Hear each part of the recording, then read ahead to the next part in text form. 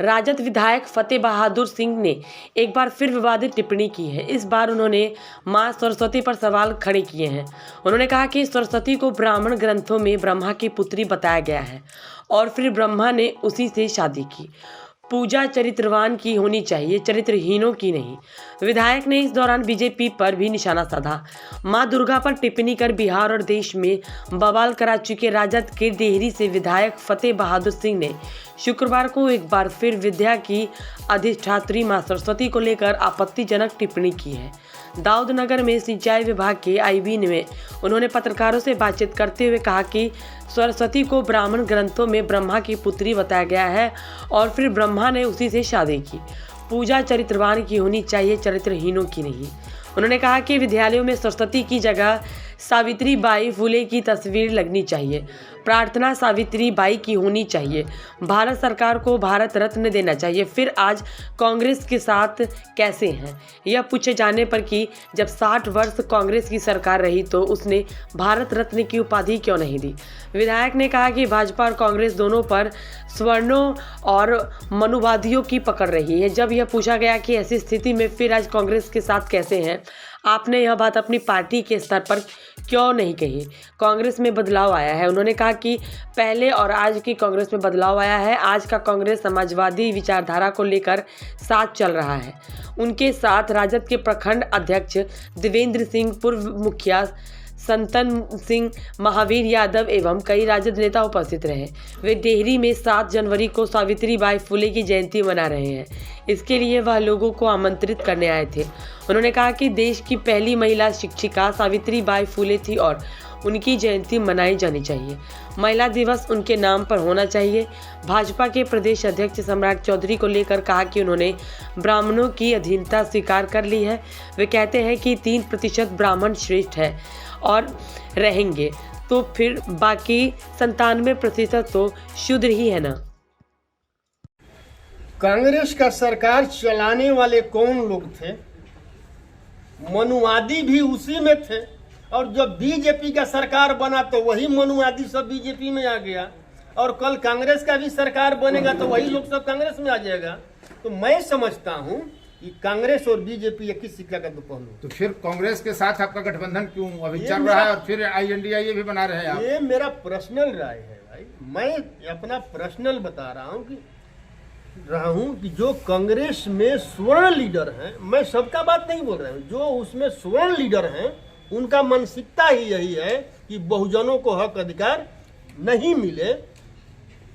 तो फिर कांग्रेस के कुछ धड़ा को ही अगर आप मान लीजिए कि सामंती मानते हैं या सवर्ण मानते हैं तो उस मामले में इस बिंदु पर आप पार्टी फोरम पर भी तो बात रख सकते हैं। समय के साथ परिवर्तन होता है। जो 90 के दशक के पहले का कांग्रेस था वो सामंतवाद और ब्राह्मणवाद को लेकर चलता था, लेकिन आज का जो कांग्रेस है वो समाजवाद को लेकर चल रहा है, मानववाद को लेकर चल रहा है। बदलाव हुआ है, इसलिए आज हम कांग्रेस के साथ। सावित्रीबाई फुले की प्रतिमा लगवाना चाहते हैं या चित्र लगवाना चाहते हैं हर विद्यालय में? हर बाई फुले का प्रतिमा लगे और उनका जो जिस तरह प्रार्थना होता है विद्यालय स्टार्ट में, इनका वंदना होना मतलब की चाहिए। स्कूल में पढ़ाई शुरू होने से पहले हर रोज, और 3 जनवरी को इनका जयंती है। हर विद्यालय में 3 जनवरी को इनका जयंती मना करके हर विद्यालय में याद करना चाहिए, क्योंकि शिक्षा की देवी यही है, न कि सरस्वती है। नहीं तो आस्था तो बड़े लोगों की है, बहुत बड़ी एक आबादी है जो सरस्वती को। अरे मैं आस्था पर कहा, मैं तो व्यवस्था पर चोट कर रहा हूँ भाई। जो आप ही के ग्रंथ में लिखा हुआ है कि सरस्वती, जो सरस्वती है ब्रह्मा की बेटी है और ब्रह्मा जी का अपनी ही पुत्री पर नियत खराब हुआ और उन्होंने मतलब कि उनके साथ शादी कर लिया। तो आप खुद समझिए कि पूजा मतलब कि किसका होता है, चरित्रवान का या चरित्रहीन का। और ये भी चरित्रवान चरित्रहीन वाला बात मैं नहीं बोल रहा हूँ, ये संत कबीर दास ने मतलब कहा है, मैं उनका कहा हुआ बात कह रहा हूँ।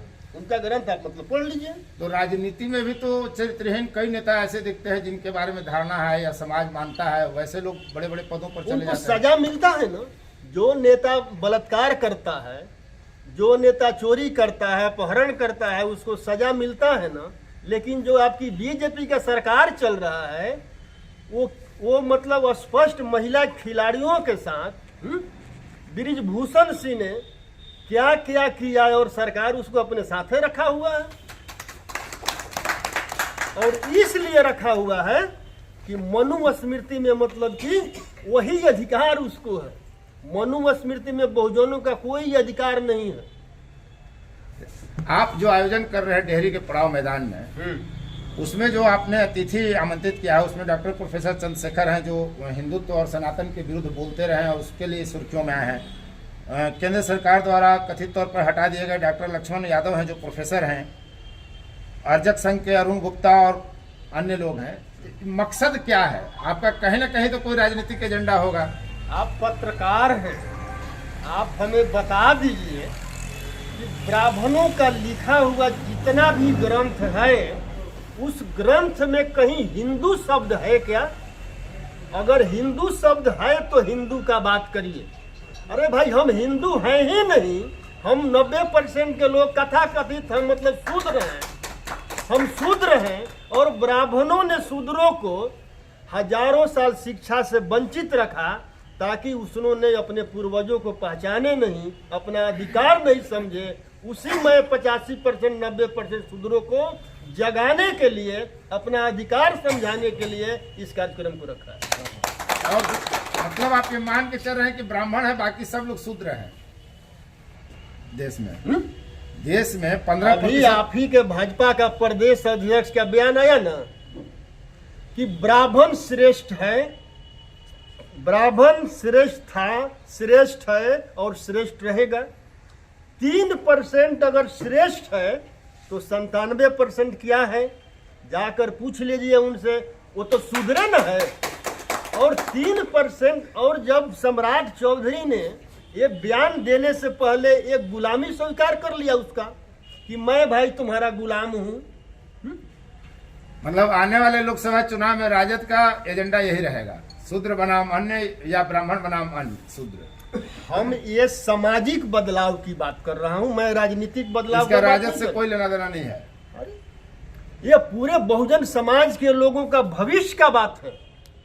हम प्रकाश की तरह हम पूरे बहुजन समाज के लोगों को जो 97% भारत के मूल निवासी हैं, 97% जो भारत के मूल निवासी हैं, 3% विदेशियों से मैं 97% के मूल निवासियों को मानसिक गुलामी से आजाद कराना चाहता हूं।